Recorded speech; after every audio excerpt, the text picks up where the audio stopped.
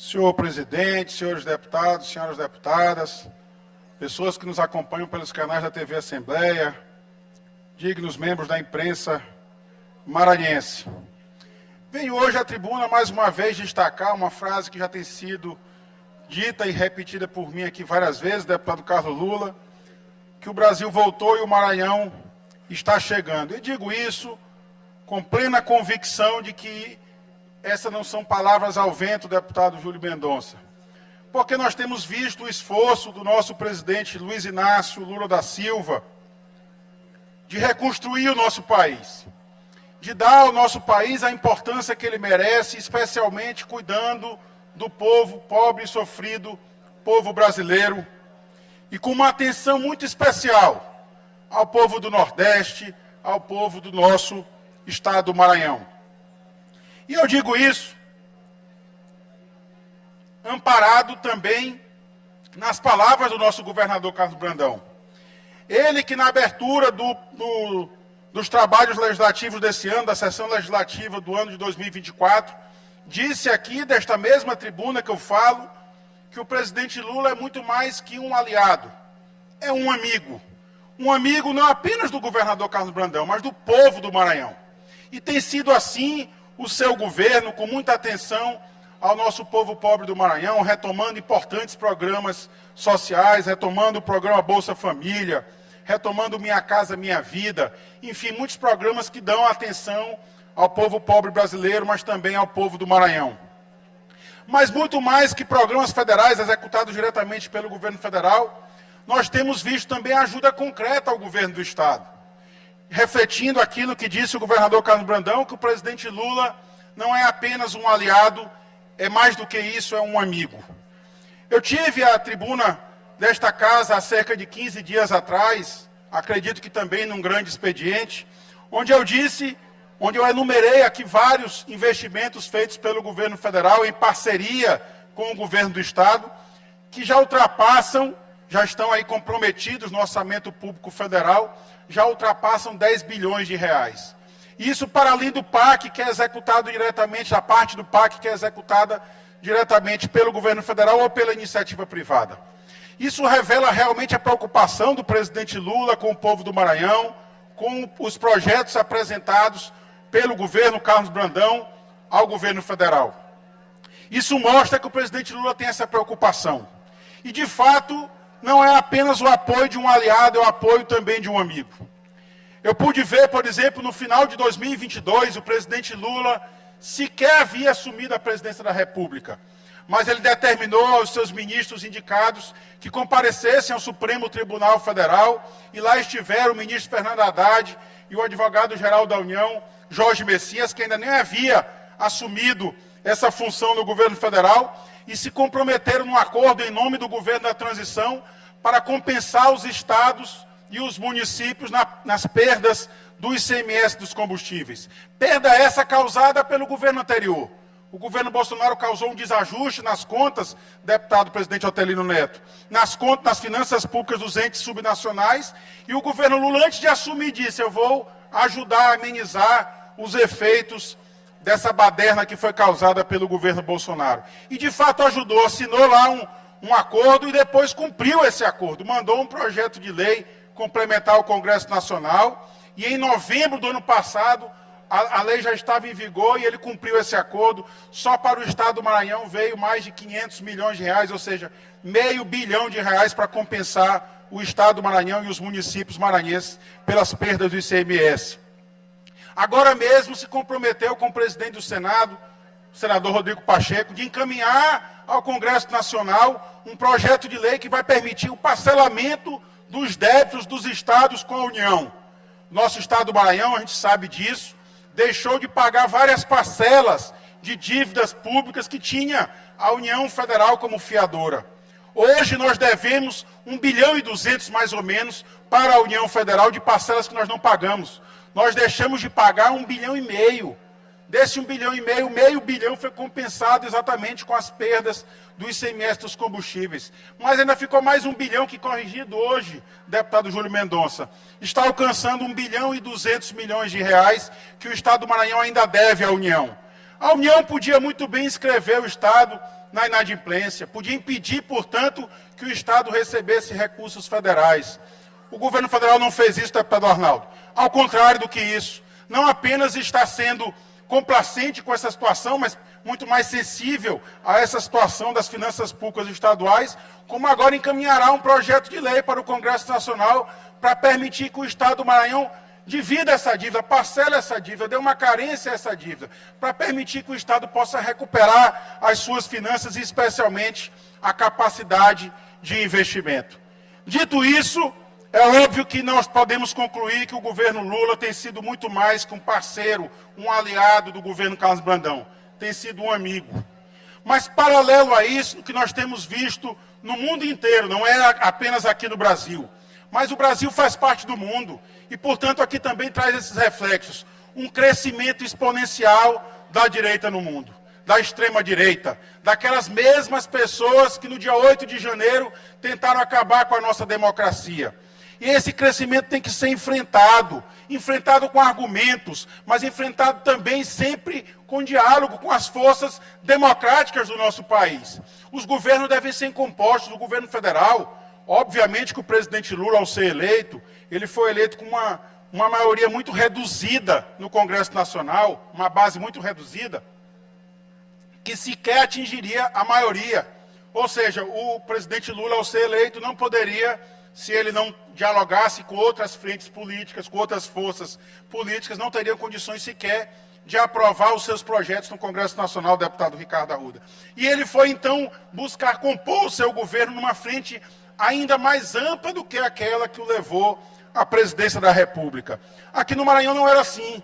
Aqui no Maranhão, o governador Carlos Brandão ganhou com uma ampla frente popular, ainda liderada pelo ex-governador Flávio Dino, uma frente popular de esquerda. Ganhamos a eleição, elegemos o governador Carlos Brandão em primeiro turno, demos ao presidente Lula a segunda maior votação proporcional do país, suficiente a garantir a sua eleição nacional. E o que não se pode permitir é que o governo do Estado, recebendo tanto apoio que está recebendo do presidente Lula, faça concessões ao bolsonarismo no Maranhão. E eu faço parte da base do governador Carlos Brandão e eu venho aqui à tribuna fazer agora uma cobrança pública, porque é a cobrança que eu já fiz a vários auxiliares do governo que fiquem atentos a esse movimento. Eu digo isso de forma pública aqui porque já o fiz a vários auxiliares ao longo do segundo semestre do ano passado, ainda no começo deste ano, advertindo exatamente isso. O bolsonarismo é algo que ainda vive e muito forte no nosso país. Aquela manifestação na Paulista, há poucos dias atrás, revela muito bem isso.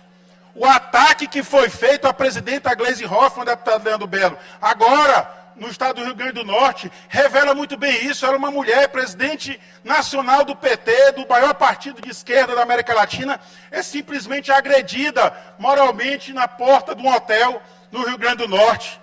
E a gente está assistindo tudo isso sem enfrentar o bolsonarismo. E por que eu faço essa advertência hoje aqui dos erros, no caso do governo do Estado?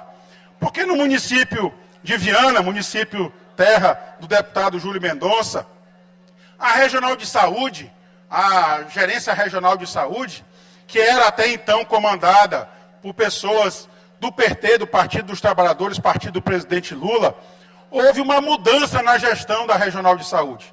E a Regional de Saúde foi entregue a uma indicação da deputada Mical Damasceno. Eu, para que todos saibam aqui, eu avisei antes a deputada que faria esse discurso. A deputada não está no plenário, eu lamento, mas eu avisei a deputada que eu faria esse discurso e não estou cobrando da deputada Mical Damasceno nenhuma coerência com a sua base. Não quero que a deputada Mical Damasceno tenha que explicar aos seus eleitores na base porque que lá na base ela é conservadora e quando chega aqui na Assembleia ela apoia um governo socialista, um governo de esquerda, um governo que é não só aliado, como um amigo do presidente Lula. Não quero cobrar da deputada Mical Damasceno coerência, mas quero cobrar sim do governo Carlos Brandão, do governo Brandão, coerência. Nós elegemos um governo à esquerda e queremos continuar com isso. Admito a abertura de uma frente mais ampla, mas jamais chegando à extrema-direita. A deputada Mical Damasceno, se a memória não me falha, ela não está aqui para confirmar ou negar, mas no dia 8 de janeiro chegou a celebrar aquele movimento. Acredito eu até que de forma inocente, ela não sabia que aquele movimento desencadearia para a invasão dos três poderes da nossa República. Mas ela chegou a celebrar aquele momento. Dia sim, dia não, sessão sim, sessão não, às vezes até sessão sim, sessão também. Ela vem à tribuna desta casa agredir o presidente Lula, falar mal do presidente Lula, agredir as políticas públicas feitas pelo presidente Lula. Salvo engano, o presidente Otelino era presidente dessa casa na época, e a casa teve que conviver com testes de vacina. A deputada Mical volta ao plenário, eu agradeço muito o retorno dela. Tinha que fazer teste na deputada Mical porque ela era contra a vacina, ela acreditava que a vacina não tinha eficácia. E para comparecer às sessões da casa, tinha que apresentar o teste de Covid. Ela chegou a dizer em entrevista que não acreditava na eficácia da vacina. Mas agora cabe a ela exatamente uma indicação dela. Eu pediria a respeito a quem está na tribuna, deputada Mical. Vossa Excelência, se quiser a parte ali, darei. Cabe a ela agora, uma indicada dela, uma sobrinha dela, coordenar o processo de vacinação na Baixada Maranhense, deputado Carlos Lula. E eu não estou, mais uma vez digo aqui, agora aproveitando o retorno da deputada Mical, não estou cobrando da deputada coerência com sua base. Não estou cobrando que ela explique a base, porque que lá na base ela é conservadora, e quando chega à Assembleia ela apoia o governo socialista, governo do governador que é amigo do presidente Lula, como ele disse ontem. Ontem mesmo no encontro do PT ele reiterou isso. Disse que o presidente Lula abriu as portas do governo federal para apoiar o governo do Estado. Não cobra essa coerência da deputada, porque eu não votei na deputada, eu não dialogo com os eleitores da deputada. Eu votei no governo Carlos Brandão. Voto aqui na Assembleia em todas as votações que são favoráveis ao povo do Maranhão, que são encaminhadas pelo governo do Estado. Por isso eu tenho a autoridade de cobrar também a coerência do governo do Estado. Lá no município de Lago da Pedra, eu ainda era secretário, eu fiz um discurso, deputado Carlos Lula, Vossa Excelência era secretário de Estado da Saúde, lembra muito bem disso. Houve quase que uma guerra civil para abrirmos o Hospital Regional de Lago da Pedra. Porque diziam na época, propagavam na época, os negacionistas, que ao abrir o hospital nós estaríamos levando a Covid para matar o povo de Lago da Pedra. Eles não acreditavam que o hospital tinha ciência, tinha medicina que podia salvar vidas e não levar vidas. E de fato foi o resultado que depois nós comemoramos muito. E eu mais uma vez também me junto às palavras do deputado Otelino Neto hoje da tribuna, parabenizando a condução do deputado Carlos Lula na Secretaria de Saúde, porque nós fomos o estado que menor taxa de mortalidade teve na Covid no Brasil. Exatamente em razão da ampliação da rede pública estadual. Mas eis que é aqueles mesmos que eram contra a abertura do hospital macro-regional de Lago da Pedra, lá atrás, num passado não muito distante, há poucos anos atrás, são os mesmos que agora estão comandando o Hospital de Lago da Pedra. Um grupo que se forjou de oposição agora aderiu à prefeita Maura Jorge. E quem é a prefeita Maura Jorge e quem é a deputada Mical Damasceno? São as representantes raízes do bolsonarismo no Maranhão. Um mérito se deve dar, a deputada Mical Damasceno está agora comemorando, celebrando ali. Ela é quem representa a voz do bolsonarismo no Maranhão. Tanto a deputada Mical Damasceno como a ex-deputada e hoje prefeita de Lago da Pedra, Maura Jorge. Nada contra, eu acho que isso é da democracia. Eu sou absolutamente contra o ex-presidente Jair Bolsonaro. Fui contra e acredito que serei contra sempre que ele apresentar aquelas suas ideias. As ideias, por exemplo, genocidas, de negar a vacina, de negar a ciência, as ideias homofóbicas, as ideias racistas. Eu serei sempre contra todas elas. Mas devo reconhecer nessas duas grandes líderes mulheres, a deputada Mical Damasceno e a prefeita de Lago da Pedra, Maura Jorge, uma líder estadual, uma ex-deputada desta casa, como as grandes referências do bolsonarismo no Maranhão. E agora recebe, vejam senhores, pasmem os senhores, o governo Lula, ao assumir o governo federal, assumiu o Planalto Central, o presidente Lula se reúne com a ministra Anísia e demanda que fosse atendido uma solicitação, um pleito antigo do governo do Estado. O ex-secretário Carlos Lula, hoje nosso colega deputado, várias vezes foi a Brasília pedir que houvesse reajuste no repasse mensal da saúde, do SUS, do nosso estado do Maranhão. Por quê? Porque havia e continua havendo ainda um subfinanciamento do SUS no nosso estado. A nossa rede pública estadual vivia com 30 milhões de reais repassados pelo governo federal e mais de 100 milhões de reais que eram aportados pelos cofres do Tesouro Estadual no início do governo Flávio Dino. Essa mesma situação perdurou durante 7 anos e 3 meses. O governador Flávio Dino saiu do palácio sem conseguir ter atendido essa sua demanda, porque teve que conviver com o presidente Michel Temer, e depois teve que conviver com o presidente Jair Bolsonaro.